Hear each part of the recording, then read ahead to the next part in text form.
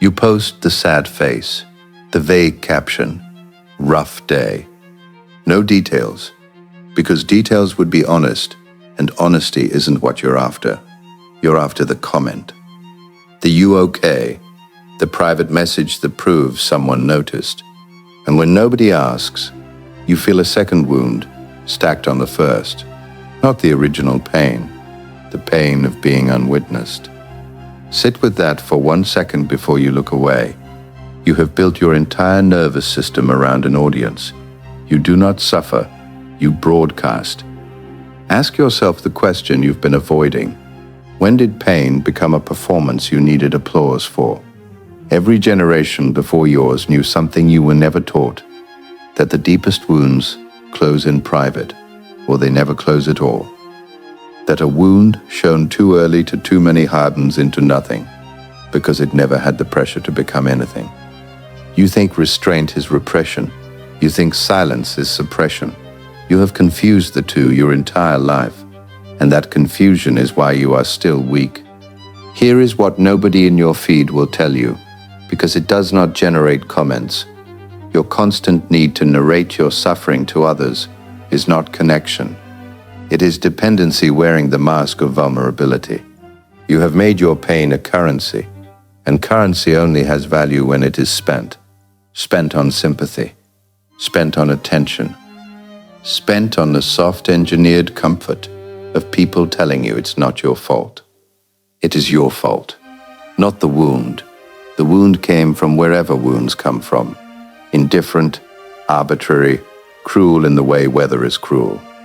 But what you did with the wound, that is yours, and you spent it. You spent your pain buying pity, the way a man in debt sells off the one thing that might have made him rich. Because there was a version of you, is still a version of you right now waiting, that could have taken this exact pain and said nothing, told no one, posted nothing. Let it sit in the dark of your own chest like coal under a mountain, compressed by silence and time and unbearable weight, until it became something no one could break. You will never meet that version of yourself if you keep handing your suffering away for comfort. This is not a lecture about toughness for toughness's sake. Toughness for its own sake is just another performance. The stoic pose, the gritted jaw, the "I'm fine" that's really just a quieter plea for someone to notice how strong you're being. That is not what this is. This is about something colder and stranger than toughness. This is about what happens to a thing under pressure when no one is watching it happen. This is about becoming, in the dark, something you could never have become in the light. There is a philosopher who understood this better than anyone who ever lived, and he did not arrive at it from comfort. He arrived at it from migraines that blinded him for days, from a body that betrayed him for decades, from a solitude so complete that by the end, almost no one who called him friend could stand to be near what he'd become. He did not write about strength from a mountaintop. He wrote about it from inside the wound. He has a question for you, and it will not be gentle. Are you the coal, or are you the diamond? Because he insists, brutally without exception, that the difference between the two was never the material. The difference is what each one did when the pressure came. If these words carved an echo within your void, do not turn back. The descent has just begun. Click below, subscribe, and claim your reality.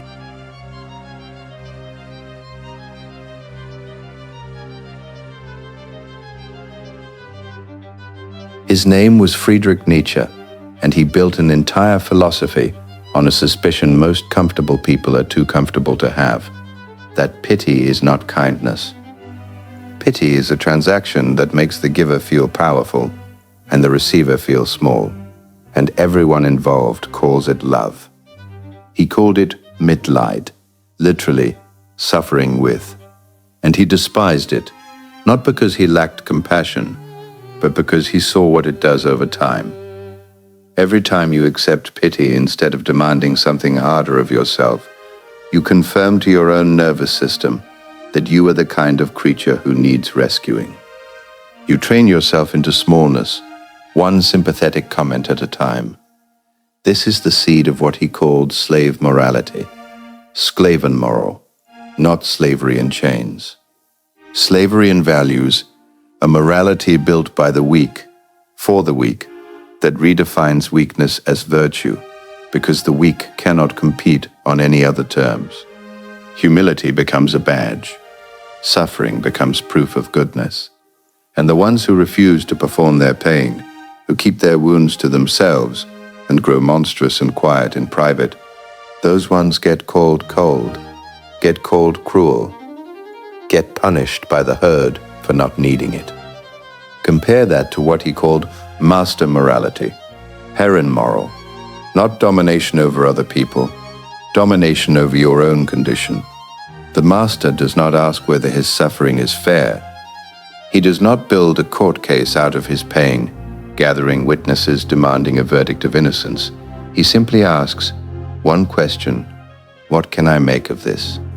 This is where Nietzsche's real weapon lives, the concept he called Wille zur Macht, the will to power, not power over others. Power as the basic drive underneath every living thing to grow, to expand, to overcome resistance and become more than it was. Pain, in his system, is not a malfunction of life. Pain is the resistance every living force needs in order to discover how strong it actually is. A muscle that never meets resistance never becomes a muscle. It stays theoretical.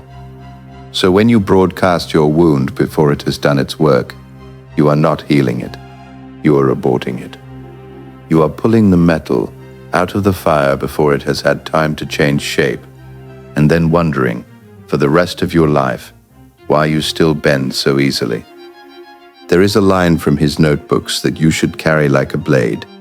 Why so hard? Asked the kitchen coal of the diamond. After all, are we not close kin? And Nietzsche's answer, brutal in its simplicity, you are not kin at all. Not until you have accepted the same pressure the diamond accepted and the coal refused. That is the whole diagnosis stated plainly. Most suffering never becomes strength, not because suffering doesn't work, but because it gets interrupted. It gets interrupted by comfort, by reassurance, by 100 small rescues that feel like love and function like sabotage. And here is the part that should genuinely disturb you. Nietzsche didn't think this was optional, some lifestyle preference for people who like being alone. He thought a person who never learns to suffer without an audience never develops what he called a self at all. Just a reflection, shifting shape depending on who's watching, agreeable and hollow, applauded and empty. You have spent years building a self out of other people's reactions to your pain. That is not a self. That is a mirror wearing your name. This should not comfort you. It should not make you feel diagnosed in the gentle, therapeutic sense, patted on the back and sent home, understood. It should make you feel exposed, because if he's right, then every time you reached for sympathy instead of silence, you were not healing.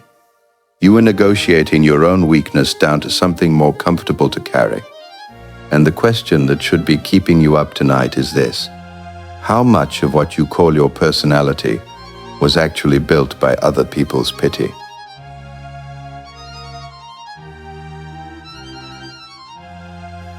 Now let's go where the self-help versions of this idea always stop, because they need you comfortable enough to buy the next video. You think silence means suppression. You think this is a lecture in favor of clenching your jaw, burying the feeling, performing "I'm fine" until it calcifies into something worse, a slow poison instead of a fast one. That assumption is wrong, and it's the exact assumption Nietzsche spent his life attacking. He was not a Stoic. He had contempt for the Stoic ideal of apatheia, the passionless fortress of a man who has simply amputated feeling to avoid being hurt by it. That is not strength to him. That is a smaller kind of cowardice, dressed in a toga. The Stoic doesn't overcome the wound. He just refuses to look at it and calls the refusal wisdom. What Nietzsche demanded instead was harder than suppression because suppression is passive. He demanded transformation, what he called sublimierung, sublimation. Not burying the drive, redirecting it. Taking the exact energy that would have gone into your public performance of pain and forging it, instead, into work, into a harder and more precise version of yourself. The silence is not the absence of the feeling. The silence is the furnace where the feeling gets converted into something with a different shape entirely. This is the difference between a man who hides his wound and a man who has made his wound irrelevant by becoming something the wound can no longer define. Now here is the assumption you actually walked in with, and it's the one that has to die tonight. You think that once you become strong enough, you will finally be understood. That the whole point of this hardening is arrival. That on the other side of silent suffering is a version of you who is finally at last seen correctly and loved for it. Nietzsche has no comfort for you here. None. He believed the ones who actually do this, who refuse the herd's economy of pity, who build meaning privately instead of borrowing it publicly, become, by definition, incomprehensible to the herd, not eventually understood, permanently strange. He wrote of the philosopher of the future as an essentially solitary creature, untimely, out of step with his own era on purpose, because the era's values were built by and for the ones who never hardened. This is the darkest implication, and you need to hear it without flinching. The price of becoming a self who does not need an audience for their suffering is that you may never again be fully understood by the people around you. Not because you failed, because you succeeded. You moved somewhere they cannot follow, and they will punish you for the distance, quietly by calling you cold. Sit in that. Do not look away from it. Every promise of healing you've been sold online ends with the opposite conclusion. Do the work, and you'll finally be embraced. Nietzsche promises no such thing. He promises the reverse. Do the work, and you will very likely walk further into the crowd's incomprehension, not out of it. So why do it? Why accept a strength that costs you belonging?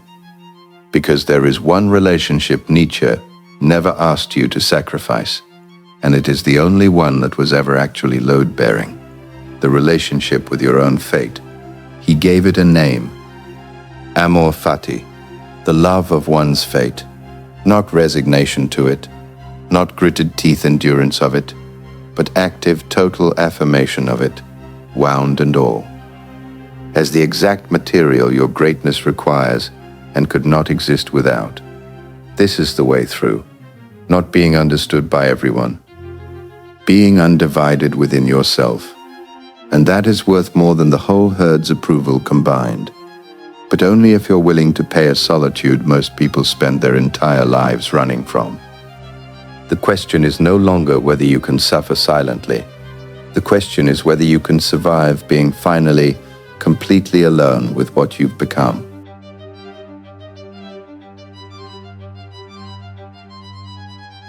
Four weapons, not comforts. Weapons, meant to cut something out of you before it can keep costing you your strength.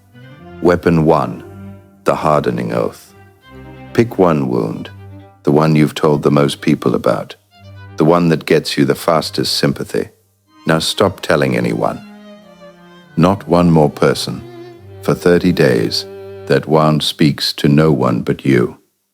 This will feel unbearable in the first week, because you have built a habit out of narrating your pain for relief, and relief on demand is an addiction like any other. You will feel the urge to text someone having a hard time, just to watch the concern arrive. Don't. Let the urge burn through you unanswered. This is not about hiding. You are not lying to anyone. You are simply refusing to trade your wound for comfort. 30 days of silence is the pressure. What survives it is yours. Finally, without an audience's fingerprints on it. Weapon 2, the resentment audit. Take every complaint you've made this month Every "they did this to me," every "it's not fair," every quiet story where you are the wronged party and someone else holds the blame. Write them down, all of them. Now, next to each one, write the sentence Nietzsche would force you to write. What did I do with this?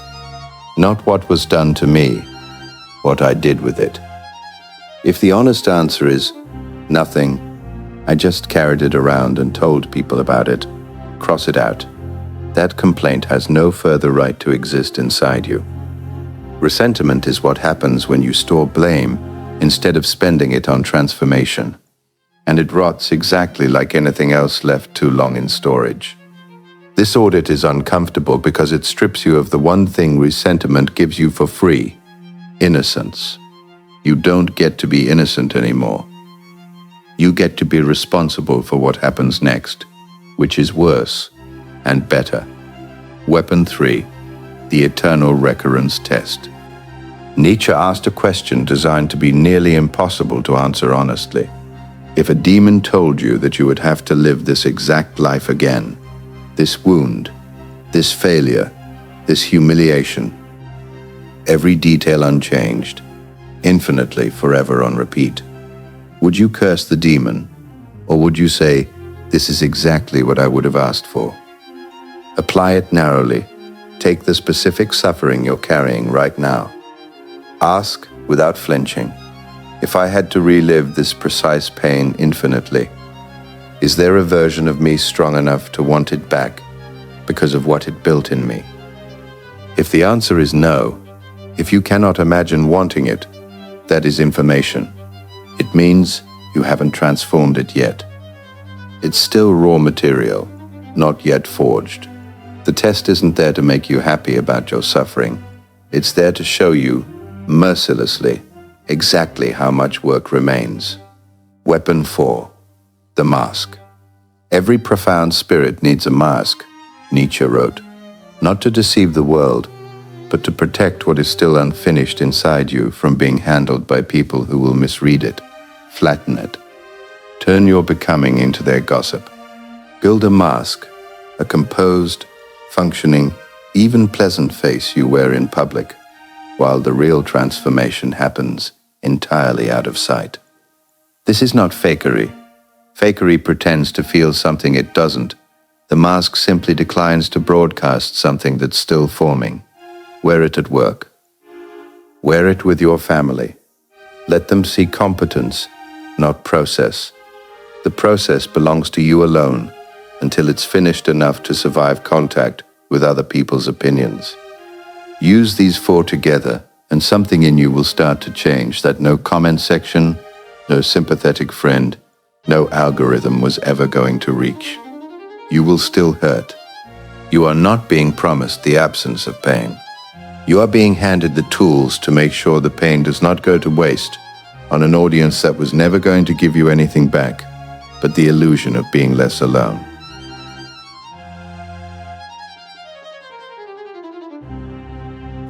Go back to the beginning, the sad face, the vague caption, the silent scroll, waiting for someone to ask what's wrong. Picture it again, but picture the version of you that took the 4 weapons seriously, the oath that starved the habit of narrating pain for relief, the audit that burned off every ounce of blame you were storing instead of spending, the recurrence test that showed you without mercy how much of your suffering was still raw and how much had finally been forged into something usable. The mask that let the world see competence while the real work happened somewhere it couldn't touch. That version of you does not post the sad face. Not because the pain is gone. Pain is never gone. Nietzsche never promised you that. No honest philosopher would. That version of you doesn't post it because the wound has stopped being a request. It has become material. It has become yours in a way it never was, while you were spending it on other people's sympathy. You will not be more liked for this.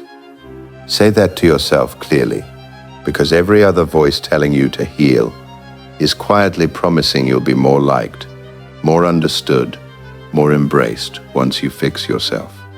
This philosopher promises the opposite. and it's the more honest promise. You may be less understood, you may drift further from the herd, and the herd will notice, and the herd will call the distance coldness, because it cannot call it what it actually is, strength grown past their ability to recognize it. That's the trade. Say it out loud so you can't pretend later you didn't know the terms. You exchange being comforted for being undivided. You exchange the fast relief of sympathy for the slow, brutal, private construction of a self that does not need anyone's permission to exist. Almost no one makes that trade. They keep posting the sad face for the rest of their lives, keep needing the comment, keep mistaking the transaction for connection, keep staying exactly the size the herd's pity allows them to be. That is a choice too. It's simply the coal's choice, the choice to stay soft, because softness never has to survive pressure it refuses to accept. You get to choose the other one, not because it's kinder. It is not kinder, because it's yours, earned in the dark, unwitnessed, unrewarded by applause, built out of exactly the pressure you used to broadcast for relief. The wound that opened this video is still open. It was never going to close because a stranger validated it in a comment section. It closes, if it closes at all, the way a diamond closes, under weight, in silence, over time no one was watching. So decide, right now, which one you're going to be. The coal that asks the diamond, why so hard, still looking for kinship in its own softness. Or the thing that answered the pressure instead of asking to be excused from it, become hard. Tell me in the comments, what wound have you been broadcasting for sympathy instead of forging in silence?